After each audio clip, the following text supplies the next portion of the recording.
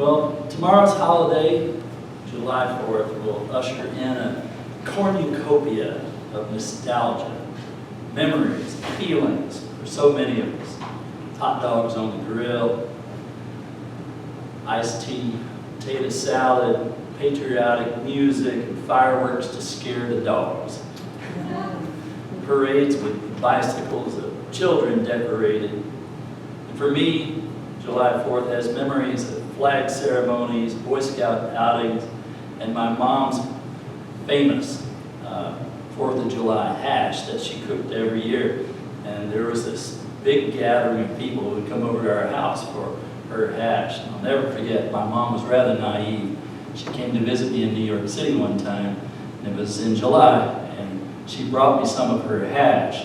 And she told everybody on the airplane, because she's a Southerner, she talks to everybody, she's got some great hash for her son. It was totally lost on her what she was saying. Folks were lining up to get some. Yep. Yeah, that was my 4th of July growing up. And Mrs. Ross. Let's not forget Mrs. Ross. She was a very enthusiastic and beloved 3rd grade teacher at my elementary school, Elm Street Elementary School.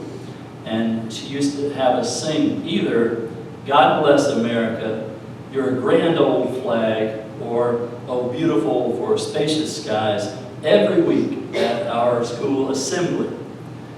The energy went from 0 to 60 in about 2 seconds.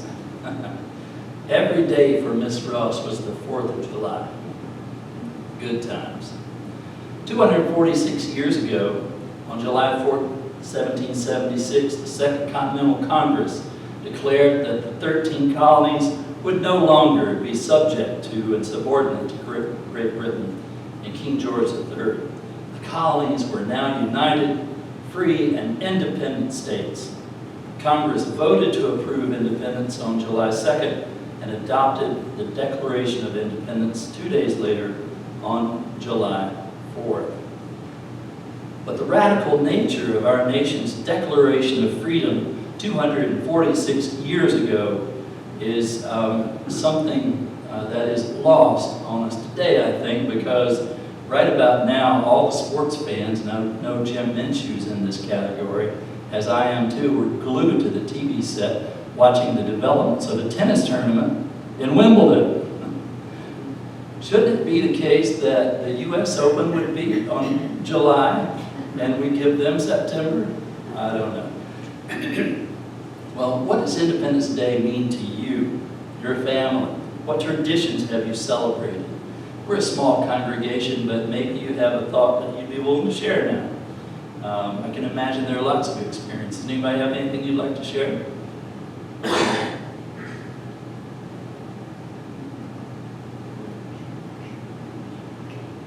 Okay. Yeah, Bob. I'd like to share my shirt.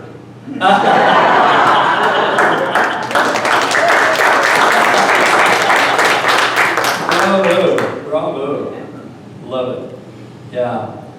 You know, for many of us progressive types, this is a hard holiday because it's been co-opted, you know, by the religious right and by right-wing politics, and everything has become like a virtue signaling around July 4th. And yeah, what would you like to share, Ellen? I have a couple of stories I'd like to share. Yeah. One is, when I moved to Washington, D.C. in 1983, on the 4th of July, my two teenage kids and I went up to the Capitol and watched the fireworks. And at the same time, there was a thunderstorm coming in, rolling in from the left. And so the fireworks would go off, woo, and then the lightning would go off, woo! It was a very profound moment for me. It was like, yeah, this is what reality is. Yeah. And the second thing is, I spent 18 years in front of the White House working for nuclear weapons abolition. And for 15 of those years, I was there day and night. And people relieved me, of course. but this was my commitment. And on the 4th of July, lots and lots of people would come through Lafayette Park with their picnic baskets and actually it was more like things carrying beer, so coolers, right? And they'd flow through the park, and they'd hardly notice our big signs calling for an end to nuclear weapons and trust God and disarm everywhere. And some of them would stop, but then it would become a trickle, and then there was nobody. And when the fireworks were going off, I went to sleep. And when people were leaving again, they would come back through the park, and they didn't stop because it was dark and they were tired, and so I'd sort of be aware of their going through. But for me, the 4th of July was a time of rest because I didn't have to participate in the hoopla.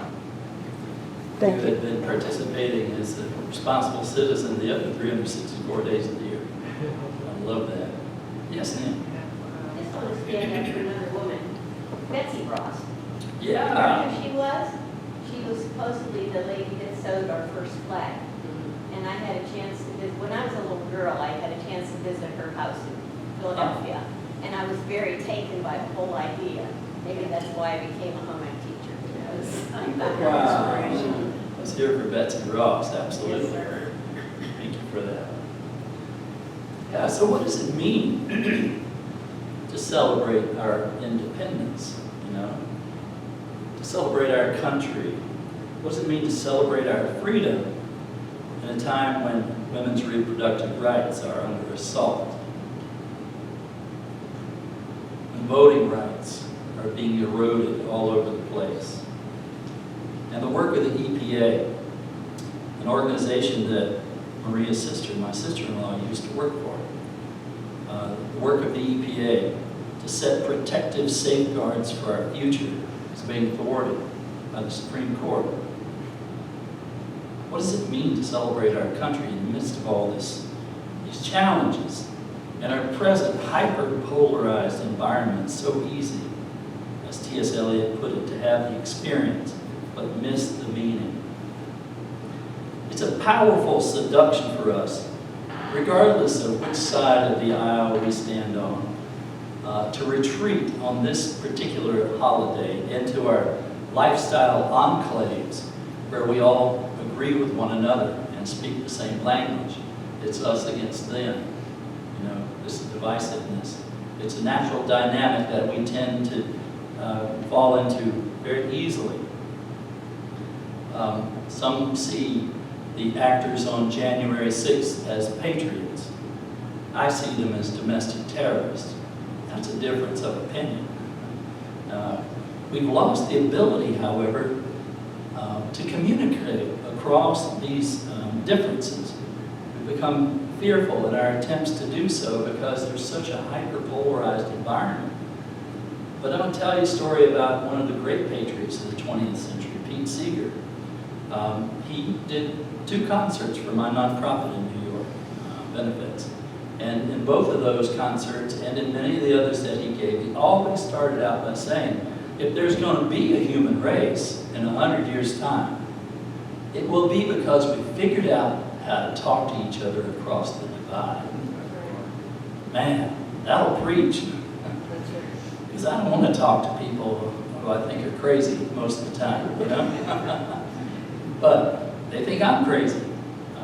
So what are we going to do? Pete Seeger was one of the great patriots because he was brought before the House Un-American Committee in the 1950s because of the allegation that he was a communist. And they were talking to him before he was to testify. And someone asked him, he said, "What's a big day for you? Are you going to take the fifth?" And we see a lot of people taking the fifth these days, don't we? You know what Pete said? No. I'm going to take the first. I'm going to take the First Amendment and exercise my right, which is free speech and free association. I'm going to be courageous and take the first. What a giant. What a giant. So what does patriotism mean in the 20th century? In her beautiful essay entitled Turquoise Patriot, UU Minister Victoria Safford asked, what does patriotism mean? What does love of country mean? Love of freedom, freedom of speech and movement, human rights and civil rights, what else? What does it mean to be engaged in the magnificent experiment of democratic government that this country is, with its brilliant promise of pluralism, as yet unfulfilled, but beckoning and possible? Underneath it all, there is a magnificent experiment going on, despite the fact that somewhere along the way, the American democracy seems to have become synonymous with capitalism.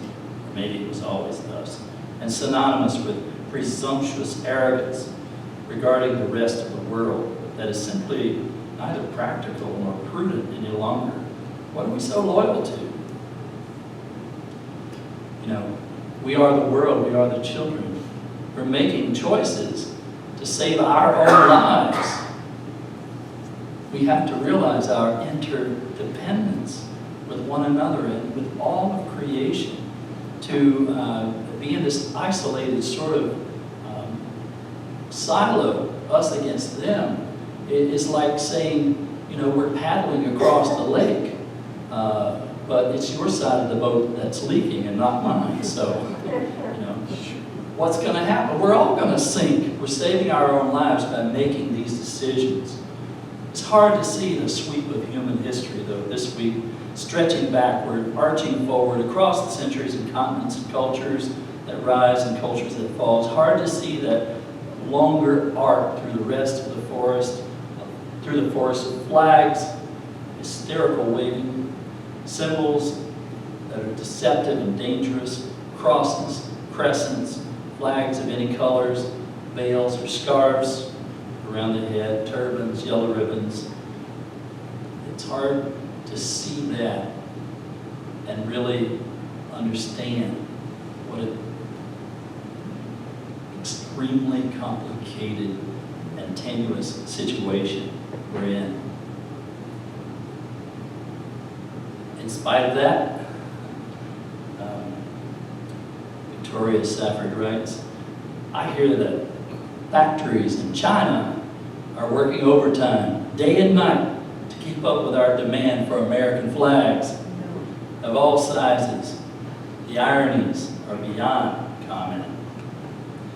Times like these, the more progressive among us distance ourselves from this spectacle of patriotism with its implied undertones of arrogance and exceptionalism, its might makes right insinuations, and its animosity towards immigrants. But I don't know how many of you might have read in yesterday's New York Times an op-ed by Jebediah Britton Purdy, who asserts that now more than ever, progressives need patriotism, more than ever at a time of understandable anger and despair. We want to make the world better by our lights, and to do that we need a stronger democracy. Patriotism in the right spirit fosters the civic trust and solidarity that democracy needs. I remember one of the disparagements of President Bush 41 when he was campaigning was that he wrapped himself in a flag. And we Democrats let him do it. I think we need to take the flag back. We need to share the flag. We're all part of this grand experiment. And its success or failure depends on all of us, regardless of which side of the boat you're rowing on. It's a sobering thought to consider that. Patriotism shouldn't be an excuse for glossing over our failures and crimes, just the opposite. It adds responsibilities, even sorrow to our lives when we acknowledge how far we have yet to go to achieve that more perfect union that we dream about. The patriotism we need, Jebediah says, is the patriotism of July 5th, which used to be a day a rallying day for abolitionists, particularly in New York State. For the Civil War, July 5th was a rejoinder to the hypocrisy of Independence Day, which trumpeted liberty in a country full of racial slavery, he points out. It was also for many abolitionists a day to continue the founding work of emancipation, to build on and extend a flawed but radical inheritance.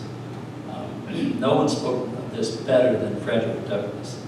On July 5th, 1852, Frederick Douglass, a former slave, abolitionist, and university professor, gave a keynote address at an Independence Day celebration.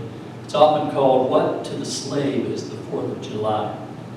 In it, he denounced the national crimes in blistering terms, but he also praised the Declaration of Independence as a pivot point of Americans' yet undeveloped destiny.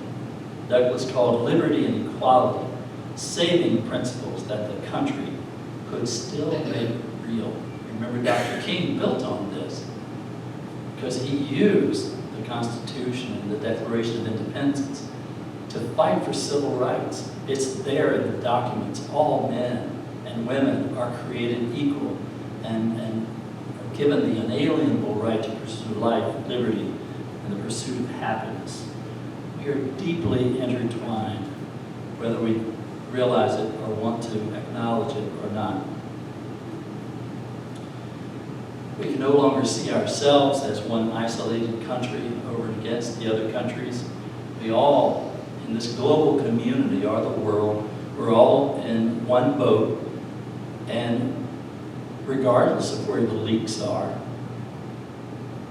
it may not be on our side, but if it's on someone else's side, the boat's going to sink. We make a choice to save our own lives. It's in our best interest to embrace this idea of a declaration of interdependence. So I have a reference in my sermon synopsis for today, a Declaration of Interdependence that was produced in Berkeley in 1969. Man, what a place and what a time. I wish I could transport myself back there just to be a fly on the wall, but I would have been 8, so I wouldn't have gotten it. I was born in the wrong generation, I've often been told, and I think that may be true. But there was a Declaration of Interdependence that started gaining traction, and I'll send it out in the newsletter this week, or I'll send a link, if that's okay, Don, I'll send it for you, so you can read it. But it's basically this: we have to acknowledge that we are interdependently linked one with another. No man is an island, each of his own. We all are related. We all are connected.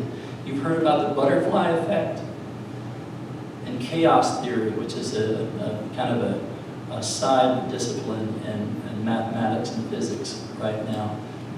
There's this idea of a butterfly effect, and where one of the scientists did weather testing and modeling on his computer and used the generation of wind from the wings of a butterfly on one side of the planet and tried to model how it would impact other places. So, it's not unrealistic to think that a butterfly on one side of the planet could have an impact in creating a tornado on the other side. We are so related. Every one of us, and every breath we take right now, we're breathing in air molecules that Julius Caesar breathed.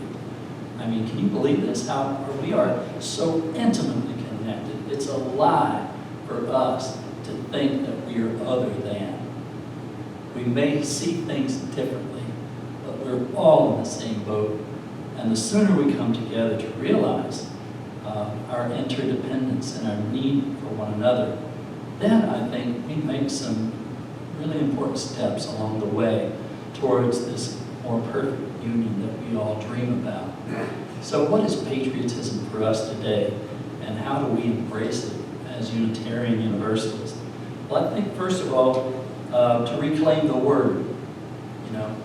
When I say patriotism, usually it has that's a bad taste in my mouth, because I'm thinking about all the people who are waving flags and trying to take rights away from women. waving flags saying you're going to go to hell if you're gay, waving flags and saying immigrants, you have to die in the desert, you can't come in. That's what my thinking is, because it's become associated with people who believe that. But if Frederick Douglass and Dr. King can look into our founding documents and find hopefulness for the future, I invite us to do that too. I invite us to embrace that idea of a more perfect union, to work towards that day when all children who are hungry will have food to eat, when all women will be of equal importance and value in the eyes of all and will have the health care that they deserve, when all people will have enough food, all people will find equality and solidarity one with another. Now, I know that's an apocalyptic vision and we've got a long way to go, but you know what? The journey of 1,000 miles begins with the first step. And who knows? Who knows? Maybe one of those children in that Be a Kid program is going to grow up to be the next politician that brings about a change that we can't even imagine right now. We can't do everything, but we can do something. We don't have to do everything, but if we do the next right thing, that creates the possibility for this more perfect union that we dream of and that we work for. So today, my brothers and sisters, I invite you to think about the Declaration of Interdependence of us with all other humans and with all species. You know, the decimation of the bee population because we're using pesticide to kill our weeds is going to have an impact on the crops that we're dependent upon to eat because we don't have pollinators to do the work. It's all so precarious. We're all so related. It's a precious thing. It's overwhelming to think about in both good and bad ways. The good news? The story ain't over yet.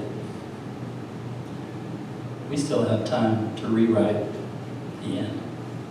We have time to rewrite our destiny. Becoming a patriot, in my opinion, is having the courage to step up and do just that.